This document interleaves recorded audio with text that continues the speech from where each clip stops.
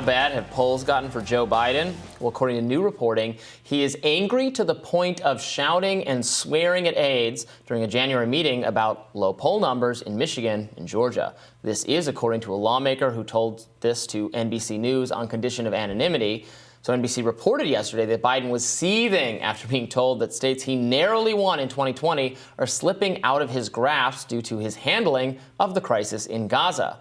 Biden's 38% approval rating compares quite poorly to the last three presidents to lose their re-elections, including Jimmy Carter, who had a 43% approval rating, George H.W. Bush, who had a 39% approval rating, and Donald Trump, who had a 48% rating in 2020, which is 10 points higher than Biden's current numbers.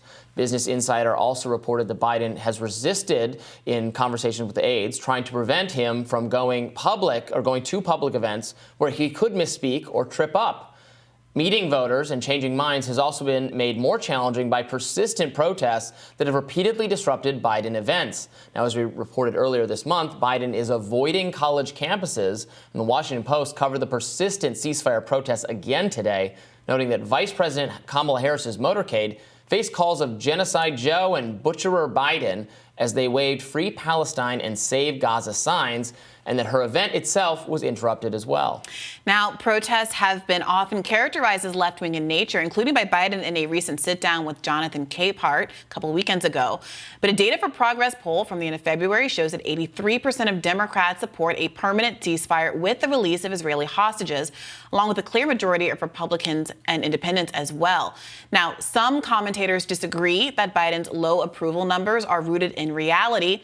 Bill Maher weighed in over the weekend saying that Biden's ratings are in the toilet because he's doing a bad job, but because many Americans like living with their heads in the toilet. Let's take a listen. I've been thinking a lot lately about a puzzle many are struggling with. Why are Biden's approval ratings so low when things are generally pretty good? Now, of course, there are problems. America's a big place, but wages are rising.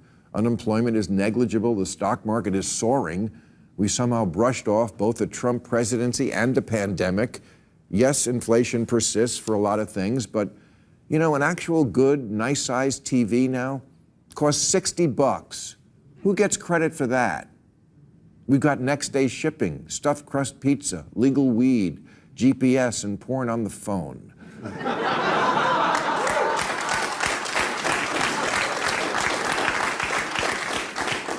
Cheer the f*** up. All right. Look, Bill Maher has occupied a really interesting political space over the last couple of years or so. He's someone who I think has gotten a lot more traction with kind of independent and right-leaning audiences, often spoken in the same breath as people like, Elon Musk and other kind of counterculture figures. But he seems to be on the firmest ground with that cohort when he's talking about cultural issues, less so when he's talking about economic issues. And certainly, I think, when he's talking about, not in this clip, but elsewhere, about Gaza and Biden's handling of it. He remains kind of normie and does not like Donald Trump and does not want Donald Trump to win. So whoever is not Donald Trump is who he wants. Right. And that happens to be Joe Biden. So I do appreciate a lot of Bill Maher's commentary, as you say, unsurprisingly, on cultural issues, on cancel culture, on free speech, etc.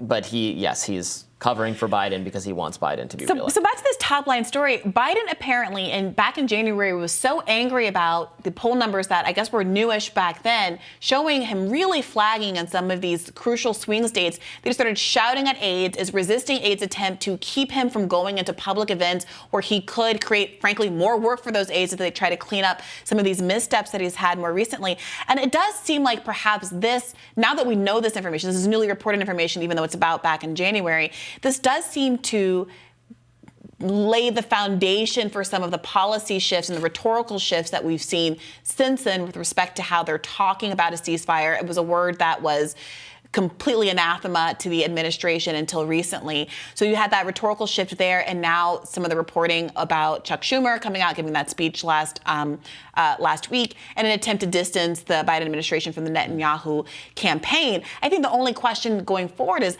this going to be enough, especially since it seems like Joe Biden can't do the sort of retail politics that he was once known for, going to college campuses, speaking directly to the public. Ultimately, even if I believe Bill Maher is wrong about his diagnosis of the economy and things are fine and you can buy a big screen TV for $60, so why is anybody complaining? If Joe Biden can't make his pitch about why he's good on the economy, why his position on Gaza is the right one, why he should be reelected because of his own kind of gaffes and because he can't go anywhere without getting shouted down by a crowd, is he going to be persuasive enough to pull himself out of these poll numbers and win an election? Yeah, look, I think frankly is the reality is that he should not go speak at college campuses given how young people feel about him. But he should be speaking to auto workers. He should be speaking to areas where his Gaza policy is just maybe not that they don't care about that, but not the top line concern of the audience he's speaking to. It sounds like his aides are maybe actually getting in the way of him talking to people more directly, which you think he should? Is a bad idea. I mean, he's not going to win if he doesn't. But so it might blow up in his face. But this hiding Joe Biden, not letting him talk to the press or talk to people is not working. He's in a position right now to lose. They have to shake things up. They have to do something differently. It could be the case that when we hear more from Joe Biden, we like what he has to say even less, and we're less confident in his ability, and it makes people more angry. But he's not. Look, we just showed the re-election prospects for people with that level of approval rating. Like he's heading into this. He looks likely to lose. It's not like I'm holding on. I'm close enough. Let's just not let anything else go wrong. They have to try something. I mean, to your comment about auto workers, with those aides too. To your comment about auto workers, I would push back there and say again. Like he said in the Capehart interview, he characterized it as kind of a youthful or left-oriented protest movement, the ceasefire movement. It's not. And I think the polls that I read about 83% of Democrats supporting a ceasefire with an exchange of the Israeli hostages, a release of the Israeli hostages, is on point. And I think as long as the Biden administration and Democrats continue to think this is a fringe problem of sorts, they're missing the meat of the issue. The UAW, as we covered on this show, endorsed a ceasefire back in, January, long before you were allowed to say something like this without getting condemned by a huge portion of elected Democrats as being, pro-Hamas, right? And remember that when Sean Fain eventually announced the endorsement, the UAW endorsement of Joe Biden, Biden was protested by UAW members at that very event when he was giving a speech over the issue of Gaza. Again, these are car manufacturers, adults, and hardly, left-wing French Oberlin kids protesting Joe Biden over this policy. So I do think this is something really core that's going to the heart of his pitch, which is he really the pro-democracy candidate when he seems to be so closely aligned with an administration that is acting in ways that are, according to many assessments, in contravention of various international laws? Yeah, I don't know. I have some intrinsic skepticism that this is motivating a large share of voters. I think, obviously, I understand that it's making the progressives and the left activists and the college students and certain minority groups that pay a lot of attention to this issue are from the area. But isn't that the entire Democratic coalition? Once you take out black voters. Well, maybe it is now. Maybe that's all that's left. But no, Robby, black voters, Latino voters, young voters. At what point have you just named every cohort of voters? Because black voters are also older voters. Latino voters have a range of ages and socioeconomic backgrounds as well. You cannot just reduce this down. And I think this is what the media in some ways has been trying to do, what mainstream media has been trying to do, to minimize the scale of this problem and to try to say that it's young people's fault if Biden doesn't win. But the more and more groups are implicated in this, yes, it does become, the Democratic coalition is a diverse coalition that's not just largely white males or white women of a certain socioeconomic bracket, the way that Republicans are. It is a diverse it's changing. Coalition that's reflective of a diverse country. And you cannot lose huge swaths of your voting demographic as Democrats and just shrug your shoulders. I agree. And Joe Biden is losing a huge swath of the country, but he needs to hold together what he had last election. He needs to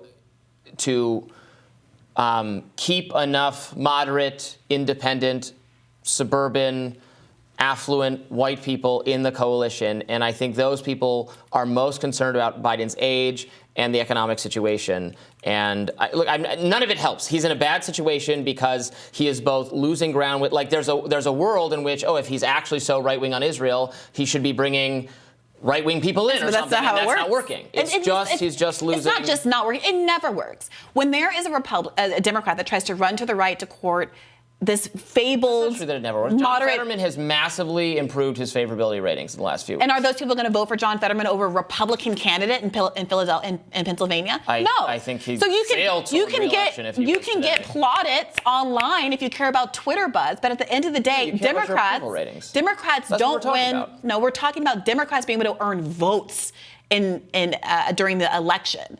And I don't think that we see it over and over again. A Democrat says, I'm going to be tough on crime, I'm going to be tough on immigration. Look what the Democratic Party is trying to do right now by trying to call Republicans bluff on an aggressive conservative immigration bill. Republicans say it's not conservative enough, even though it's largely what we were asking for all of last fall. And it has done nothing but turn off a bunch of liberals who thought the whole point of voting for Joe Biden was to get away from Trump's immigration policies. And all the Republicans are like, I don't care. It's too little too late. I don't really believe that you care about immigration. Moreover, why wouldn't I just vote for the Republican candidate who I trust on this issue and who has even more conservative plans for the border than you do?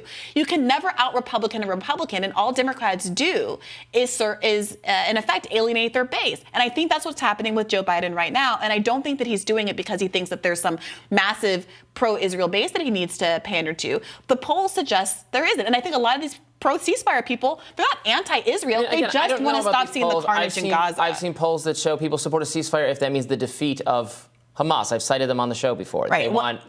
So I don't know. Like, I want a ceasefire too, and then I want both sides to stop massacring each other. And so I count as a pro-ceasefire voice? The point here, Robby, is that Joe Biden does not support a permanent ceasefire in any context. So whether or not you're talking about a poll that you like to cite or a poll that I like to cite, Joe Biden's not with either of those majorities in any of those polls because he at most supports like a 6-week ceasefire, and they haven't even managed to get that done. All right, more Rising right after this.